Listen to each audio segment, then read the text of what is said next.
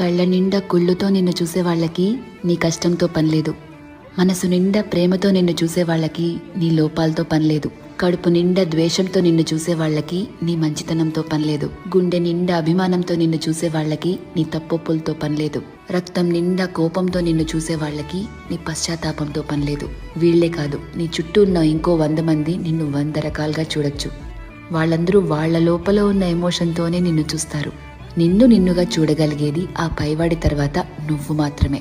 ఎప్పుడైతే నువ్వు నీలో ఉన్న తప్పులు ఒప్పులు, మంచి చెడు, నీలో కోపాలు, నువ్వు చేసే మోసాలు, నీలో మార్పులు, నువ్వు పడే పశ్చాత్తాపాలు, నీ చుట్టూ బాధ్యతలు, నీ ఆశలు, వాటికై నీ కష్టాలు, దేవుడిచ్చిన లోపాలు, నీ ప్రయత్నాలు, ఇలా ఎదుటి వాళ్ళని జడ్జ్ చేయడానికి మనం వెతుకుతూ ఉంటామే, వాటన్నిటి ద్వారా నిన్ను నువ్వు చూసుకోగలిగితే ఎలా అన్బయాస్డ్ గా, లాయర్లా కాదు జడ్జి లాగా, అప్పుడు నువ్వేంటో నీకు అర్థమవుతుంది కదా.